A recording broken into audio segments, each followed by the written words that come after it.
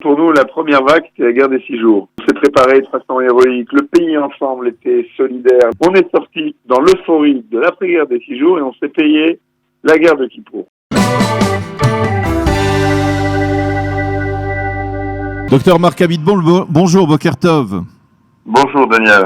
Merci d'être avec nous ce matin. Nous vous avons sollicité parce que, comme je vous le disais, en vous présentant à nos auditeurs, eh bien, vous êtes le président d'une grande société multinationale, Visionix Luno, qui travaille qui a des succursales un peu partout à travers le monde, mais qui est essentiellement basée en Israël et en France. Et vous êtes donc tout à fait au fait pour essayer de comparer la manière dont les différents pays, en particulier la France et Israël, gèrent la crise, et en particulier la crise économique. Et bien entendu, nous sommes au lendemain d'une annonce importante faite par Benyamin Netanyahou, 90 milliards de shekels qui vont être consacrés à, on va dire, forger des filets de sauvetage pour les salariés, pour ceux qui sont au chômage aujourd'hui, pour les indépendants qui vont recevoir de facto une allocation chômage, même pour les petites et moyennes entreprises. On a le sentiment qu'après avoir pataugé ces dernières semaines, le gouvernement ouvre ses caisses et se montre un petit peu plus généreux envers des Israéliens qui sont dans une incertitude économique et sociale totale. Est-ce que vous pensez d'abord que ce plan est nécessaire, était indispensable et qu'il peut répondre à des besoins, ou alors finalement c'est peut-être une erreur, comme on le dit, de continuer à donner de l'argent, de donner du poisson aux gens au lieu de leur apprendre à pêcher? Ouais, on n'est pas dans apprendre à pêcher, hein. Je dirais, il n'y a pas de poisson dans la mer, hein. Donc le problème, c'est pas de donner à pêcher, c'est qu'on est dans une situation qui est inédite, où la crise économique, elle ne survient pas par rapport à un problème économique comme il y a eu en 2008, mais par rapport à une crise sanitaire qui a plongé le monde dans un confinement, arrêté l'économie. Mmh. Donc le redémarrage, il est en train de se faire, pas lié à un modèle économique, etc. Donc ce que fait maintenant Netanyahou, c'est ce que fait le gouvernement par rapport à ce qui s'est fait en Europe, c'est avec beaucoup de retard. Et donc, pour moi, il y a des dégâts sur lesquels on aura du mal à reconstruire. Mais de ce que j'ai pu voir, ce que j'ai pu lire, ça va un peu dans la direction de ce qui s'est fait en Europe. À la différence, c'est qu'en Europe, ils ont appris de la crise 2008, dont on n'a pas souffert en Israël, et c'est peut-être la raison pour laquelle on s'est pas préparé. Et en 2008, ils se sont rendus compte que réparer les dégâts quand ils ont été commis, ça coûte plus cher que de les empêcher. Mmh. Et donc en 2008, par exemple, l'Allemagne a donné de l'argent à l'avance pour que les sociétés ne licencient pas. Et en France, ils l'ont pas fait, et donc ils ont subi les dégâts après. Ils ont dû verser de l'argent après. On en verse beaucoup plus après. Donc de toute manière, il n'y a pas le choix. À un moment donné, il faut verser cet argent. Mais pour donner une comparaison de ce qui s'est passé quasiment dans toute l'Europe, c'est que il y a de l'argent qui a été donné pour permettre aux sociétés de ne pas licencier. C'est-à-dire le chômage. Au lieu de payer au chômage, de donner des allocations chômage, on a permis aux entreprises de maintenir leurs employés, de ne pas les C'est-à-dire que là aujourd'hui, par exemple, le Khalat en Israël, l'employé, c'est lui qui va s'inscrire, qui va attendre de toucher l'argent. Le seuil est très faible. Dès que vous montez sur des salaires qui sont 2 fois, 3 fois le SMIC, il vous reste plus que 30 ou 40% de votre salaire. Alors qu'en Europe, ce qu'ils ont fait, c'est que ces règles-là étaient les mêmes. Le chômage était faible pour les personnes avec des salaires moyens et hauts, n'en parlons pas. Et donc, ce qu'ils ont fait, c'est qu'ils ont levé ces barrières-là. C'est une première chose. Une deuxième chose, la personne, elle continue à toucher son salaire, ou la partie de son salaire, de son employeur, et c'est le gouvernement qui donne à son employeur. Ça fait d'abord, la première chose, c'est que l'employé, il reste dans la structure. Il reste dans la structure de la boîte, et la boîte, elle a moins le déclenchement pour licencier la personne est plus long parce que la personne elle reste dans la structure, son salaire est remboursé même avec 30 jours de retard par le gouvernement, en tout cas pour une bonne partie de ce que l'employeur doit payer. Donc ça c'est la première chose, c'est-à-dire que l'employé reste dans la structure. Et la deuxième chose, c'est que il y a un système de chômage partiel qui permet un retour en même temps, en parallèle avec le retour de l'économie. Qui fait, je prends l'exemple, j'ai des employés en Israël, j'ai des employés en France, en Allemagne, en Espagne. Je prends l'exemple de la France, on pourra parler, c'est quasiment la même chose dans tous les pays. J'ai des employés qui étaient au mois d'avril à 100% en chômage, et au mois de mai sont à 50%, et au mois de juin à 30%, etc. En fait, ils reviennent. Et ce qui permet de gérer mes dépenses en fonction de l'augmentation de mon activité, donc mon activité économique. Alors, c'est pas plus ça va et moins c'est remboursé, etc. Mais c'est clair que ça me permet de gérer de façon plus efficace. Alors qu'en Israël, c'est on-off, où il vient, où il revient pas. Donc, je suis beaucoup plus prudent pour faire revenir quelqu'un. Et en plus, j'ai le doigt sur la gâchette. Plus rapide si ça va pas pour dire à la personne ne revient pas. Elle est déjà plus chez moi, quasiment. Elle est encore chez moi. Et donc de facto, ça crée, ça fait augmenter le taux de chômage et ça va rendre beaucoup plus difficile la démarche vers De facto, il y a des dégâts qui vont être plus difficiles à réparer. Là, ce que j'ai vu très rapidement sur le plan, c'est qu'il y a une aide massive, même aux salariés, etc. Et donc ça va dans le sens d'aider les gens, alors que si ça avait été fait a priori, ça aurait aidé les entreprises à redémarrer. Là maintenant, on va aider les gens qui sont dans le problème et dans la misère, et ça c'est très bien. Ok. Mais malheureusement, les dégâts. Donc c'est ce qui s'est passé en France. En 2008, la France n'a pas fait ça, et la sortie de crise a été difficile. Et donc, il y a des dégâts. Je peux donner un exemple des États-Unis ils ont fait ce qu'on appelle jeter de l'argent par hélicoptère. C'est-à-dire tout le monde a reçu un chèque à la maison pour continuer la consommation, etc. Et après, ils ont donné des prêts non remboursables si les entreprises reprenaient les gens. Donc la filiale américaine a reçu de l'argent pour que dans les 3 mois de sortie de crise, donc les gens étaient pendant 2 mois en chômage, et pendant les 3 mois de sortie de crise, on a eu les salaires 2 mois ou 3 mois de sortie de crise, on a eu les salaires payés entièrement par le gouvernement américain. Donc les gouvernements ont compris que ce qu'il faut, c'est forcer la main pour que les employés reprennent les gens, parce que la crise économique, elle n'est pas liée à des subprimes, une bulle de l'Internet qui a éclaté. Et il faut que l'économie se redémarre. C'est une machine qui a une inertie. Et donc, pour encourager les gens et pour aider les gens à redémarrer, c'est un peu ce qui se fait partout. Ici, ça se fait tard. Je donne encore un autre exemple, Daniel, ok? Notre cher ministre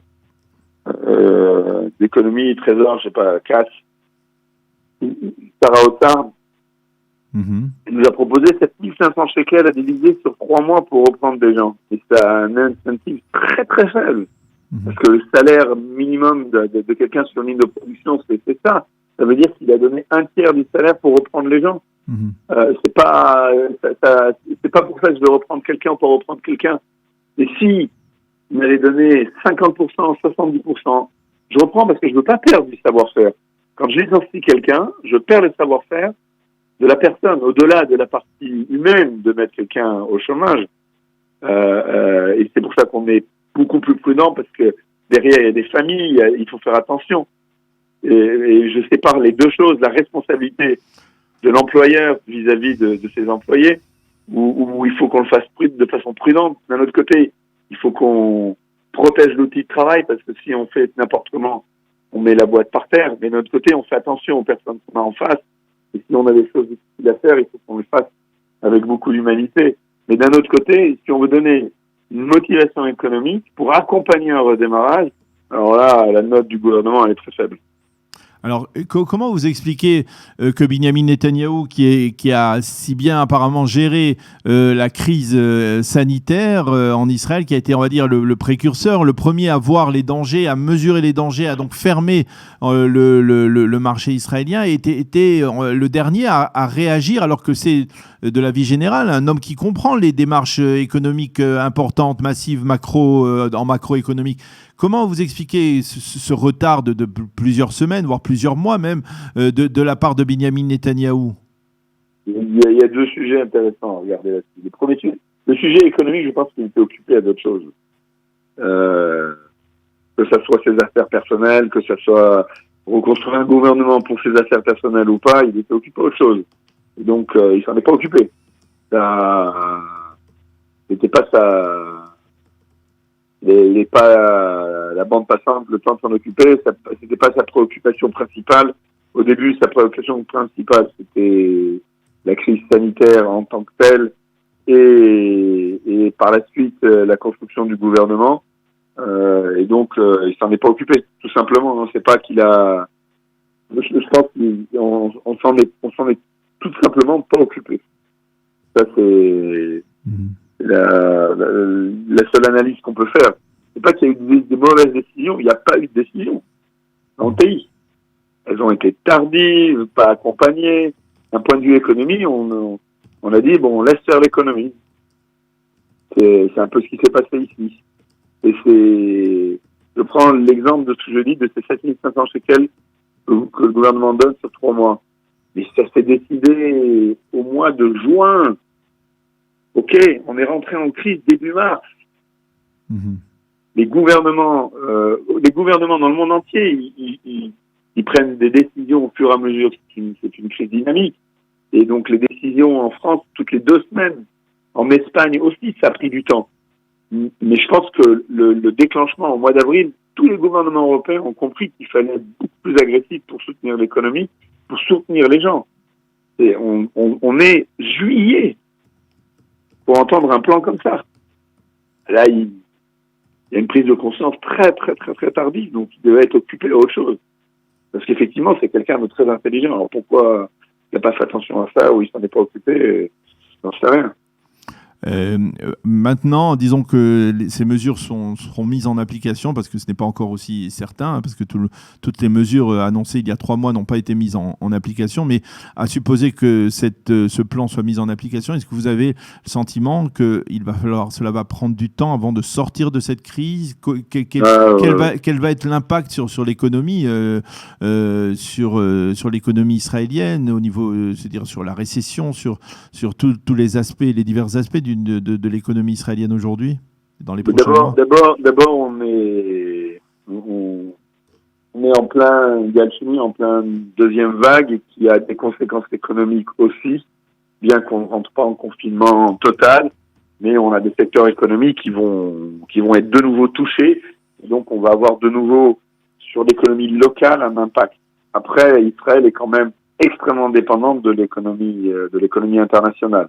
Donc la première chose, c'est qu'on a de cette deuxième vague et après il faut voir combien de temps elle va durer, quel va être son impact. Et ce que j'espère, c'est que on ne va pas arriver à un confinement, c'est guerre total, parce que ça c'est Mishlita. Comment vous expliquez, Marc, la différence entre la manière dont Israël est sorti de la crise sur le plan sanitaire et la manière dont la France est sortie? On a le sentiment, dites-moi si je me trompe, qu'en France, eh bien, on ne voit pas encore venir la seconde vague. C'est possible qu'elle arrive, mais en tout cas, pour l'instant, ça semble être assez sous contrôle, alors qu'en Israël, c'est on peut dire, la débandade. Écoutez, j'ai quelqu'un qui m'a posé cette question en France, et je dis, pour nous, la première vague, c'était la guerre des 6 jours. Ouais. On s'est préparé de façon héroïque. Le pays ensemble était solidaire. Les gens. J'ai une anecdote que je raconte. J'ai dû aller à une alvaya à Yom Ha'atzmaut à Hedera, désert de Jérusalem. J'ai jamais vu ça de ma vie depuis 40 ans que je suis dans le pays. Désert. C'est-à-dire que les gens, dans un pays indiscipliné, on a été hyper disciplinés. On est sorti dans l'euphorie de l'après-guerre des 6 jours et on s'est payé la guerre de Kippour. On est parti n'importe comment. Tout le monde, je rappelle qu'on a eu, après le fin du confinement, 3 jours où il y avait 40 degrés, et on a dit, bon, on met pas de masque. Parce que lui, le virus, il savait qu'il y avait la température, il a dit, non, bon, c'est bon, j'attends que vous remettez les masques.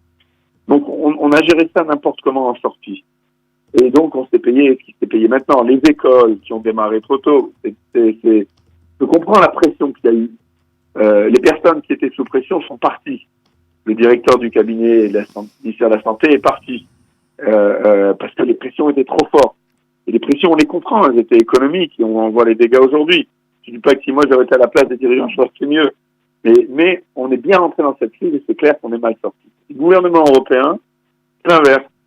Ils ont pris une grande claque en entrée dans cette crise parce que il l'a considéré comme pas important.